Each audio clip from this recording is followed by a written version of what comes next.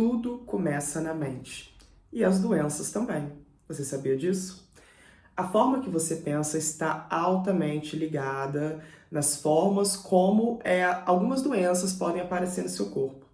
Por exemplo, uma pessoa que não consegue muito bem manejar a sua raiva e fica com ela atravessada de alguma forma que não coloca ela de uma forma inteligente para fora e só fica com aquela raiva contida fazendo mal para si, provavelmente vai trazer problemas no estômago, problemas de digestão, porque é um sentimento, uma emoção que ainda não foi digerida. Então, ocasionalmente, isso acaba chegando no nosso corpo físico e afetando o estômago, que é o responsável por digerir a nossa comida. No caso, como você não digeriu algo emocionalmente e aquilo continua te ferindo, então vai pegar no estômago. Quando você não consegue ter a capacidade de digerir algo emocionalmente, aquilo acaba vindo para o seu corpo físico.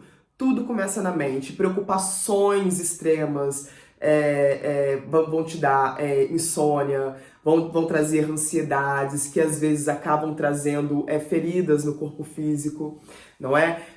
A dor na coluna é altamente ligada à falta de apoio, né? A coluna é o que mantém no nosso centro, é o nosso centro que é o nosso apoio para te levar para todas e qualquer direção, né? Então a doença, a dor na coluna, ela está altamente ligada à nossa falta de apoio, à nossa falta de amparo. Então acaba somatizando no nosso corpo físico, trazendo a dor assim na coluna. Doenças autoimunes, por exemplo, as pessoas que estão com muito conflito, muito perfeccionistas, isso acaba porque é quando o corpo está lutando com ele mesmo, né? Então essas doenças autoimunes muitas vezes vêm de um perfeccionismo, de uma autocrítica muito grande.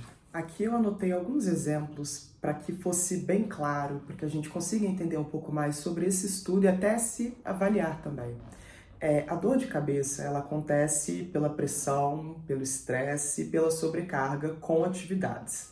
Então, para você melhorar a dor de cabeça, você precisa de relaxar, principalmente quando é advinda de muito estresse, de muita pressão. Então, muita pressão começa a vir aqui, o que acaba causando a dor de cabeça. É só um exemplo, não é generalizando de forma nenhuma, mas são algumas dicas que às vezes você pode estar se auto-aplicando para estar se entendendo em situações de gatilho e às vezes até entendendo o que o seu corpo quer dizer para você. A dor no pescoço. Quando nos culpamos, geramos uma consciência culpada, que acaba causando o acúmulo de pressão na área do pescoço aqui. Porque aqui é onde nós podemos falar abertamente, né? Então, quando a gente quer falar alguma coisa e está sendo verdadeiro, e quando a gente não consegue tá falando sem culpa, acaba trazendo essa tensão aqui atrás, que às vezes você tá andando até assim pra frente. Assim, você já viu aquelas pessoas que às vezes estão com os ombros assim, mas ela tem o pescoço mais pra frente, assim? Geralmente são pessoas que carregam muitas coisas, uma carga muito grande, emocional mesmo, né? Tem gente que tem muitas responsabilidades e às vezes é uma forma que não tá ajudando ela mais naquele estilo de vida. Então, às vezes a pessoa precisa de aprender a perdoar a si mesma e, além de perdoar a si mesmo também, a delegar as tarefas para não levar o mundo nas costas. São problemas, mas mal resolvidos também, né? Como eu disse, aqui nas costas, na dor nas costas, na parte superior, são pessoas que não se sentem amadas e acolhidas aqui apoiando, tá? Dor na região lombar, o problema de dinheiro, porque você não consegue sentar. Quando você tem conforto, você senta e você se espalha na cadeira, você consegue. Mas quando você está rígida, você não tem um conforto que às vezes é mediante ao que é o teu trabalho ou que o dinheiro material pode trazer, você se sente travado aqui, na dor na região lombar. A rigidez no cotovelo, às vezes a dor nas articulações aqui, resistência principalmente no cotovelo, é uma resistência à mudança. Pra gente mudar, às vezes você precisa de abrir espaço, né? E é assim que você abre espaço, usando as suas mãos, mas também os cotovelos, né?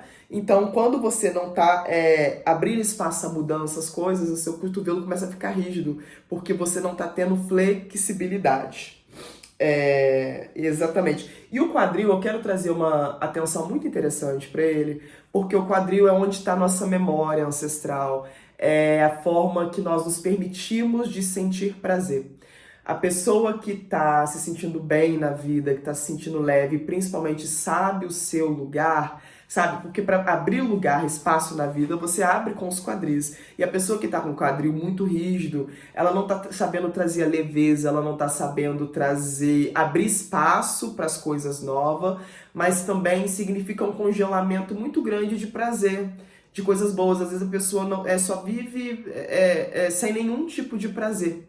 Então isso acaba acarretando mesmo, e às vezes a pessoa tem até o quadril bem rígido. Sabe aquelas pessoas que às vezes parece, eu fico brincando quando eu dou exemplos para meus pacientes aqui, que é tipo o Bob Esponja, assim, todo quadradinho. A pessoa não tem aquela, sabe, aquela malemolência, e até em relação também a estar tomando decisões, sendo flexíveis, podendo ser assim, assado. E são coisas que o quadril traz também, né? Então, quando você está muito rígido, muito preso, com muito medo, você não consegue abrir espaço para o seu futuro.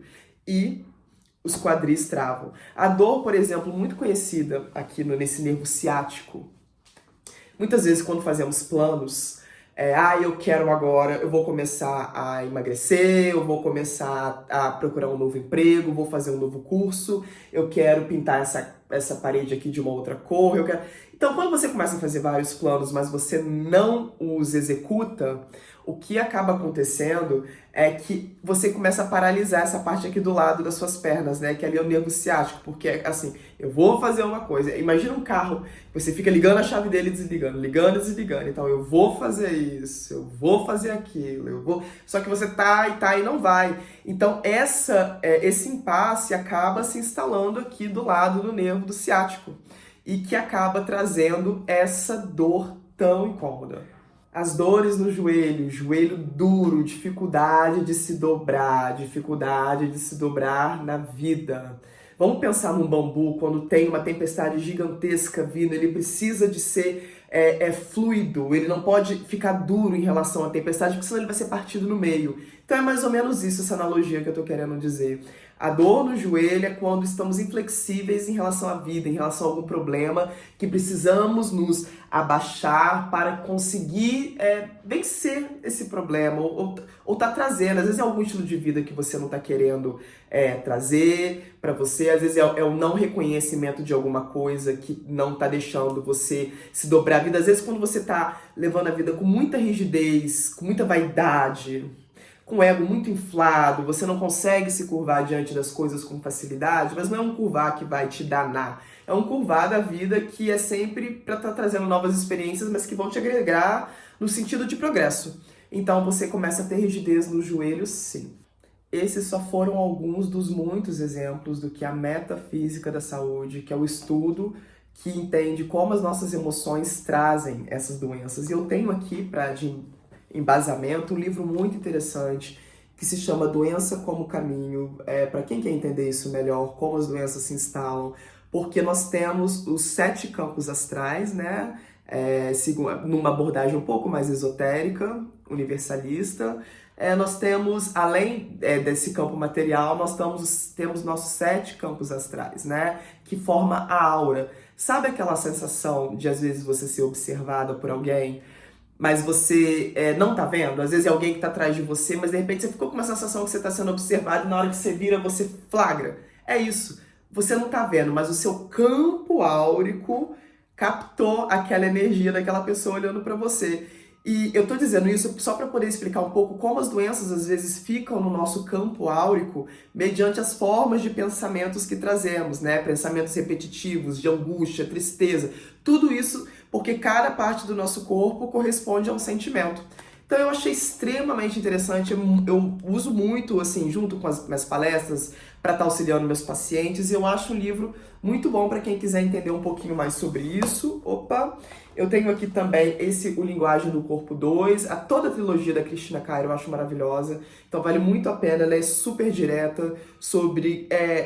ela vai explicando cada coisa direitinho, um sintoma e aonde que tá. Esse aqui é um pouco mais filosófico, explicando também muito, bem teórico, mas esse aqui ele é um pouco mais prático nesse sentido, porque eu achei bem legal. fala também como o todo começa na mente. E o interessante é porque é isso, o todo começa na mente, para você conseguir visualizar o seu sucesso e as suas doenças também começam na sua forma de pensar. Então, tá tudo, é um entrelace gigantesco.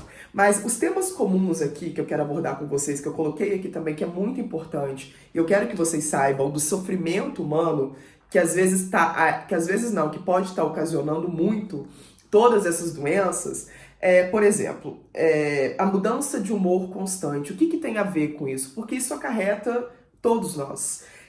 A causa disso é um conflito interno, são dúvidas, medos, inseguranças. Isso tudo causa uma mudança brusca de humor. A ansiedade, né? Excesso de futuro. Esse medo de não saber lidar com as consequências também, tá? A falta de motivação, ela vem da depressão, da falta de foco e de objetivos também não definidos, tá? A vontade de se isolar acompanha muito isso também, a baixa autoestima, a dificuldade em lidar com frustração, o medo constante, que às vezes são de experiências às vezes que não estão resolvidas e que acaba sempre vindo como em forma de trauma, gatilho, de bloqueios, né? Mas tudo isso, gente, fica no nosso campo áurico, que é a composição. Depois eu posso até falar em outro vídeo sobre, que eu acho muito interessante para você conseguir entender a morfologia de tudo isso e como tudo isso se dá, porque nós não somos esse ser aqui apenas humano, né? Somos espíritos nessa experiência humana aqui. Então, precisamos de entender de nós, sobre nós, em relação ao ser energético que somos, ok? Então, voltando aqui, a vontade de se isolar, eu falei, é o medo constante, que são traumas, experiências negativas. E, por exemplo, pessoas que têm problemas com vícios, bebida, geralmente são fugas e problemas que não se resolvem. Então a pessoa continua bebendo ou fumando para tentar sair desse problema que não está se resolvendo. Mas a pessoa esquece que esse equivalente do problema é algo mental. Você não vai conseguir resolver o problema trazendo algo físico para algo que não é físico. É aí que tá a pegadinha.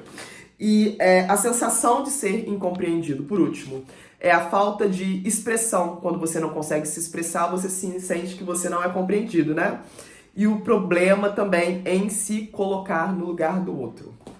Gente, eu espero que tenha sido útil para vocês, assim como foi para mim, porque eu falo, a partir do momento que eu comecei a desenvolver esse estudo e trazer para mim, trazer para o meu ambiente, eu consegui entender muita coisa e principalmente entender a nós mesmos, né? A gente não nasce com um manualzinho que dá pra gente entender tudo sobre nós mesmos, até porque a gente não foi muito ensinado a pensar e a entender as nossas emoções, né? Então, quando eu comecei a entender isso, mesmo através da doença, foi uma utopia, porque a partir disso eu pude estar entendendo muitas partes de mim mesmas que ninguém vai falar pra mim, que ninguém vai trazer, que são partes que eu mesmo precisei de trazer essa observação. Então é um convite para que vocês tragam essa observação para a vida de vocês também. Obrigada.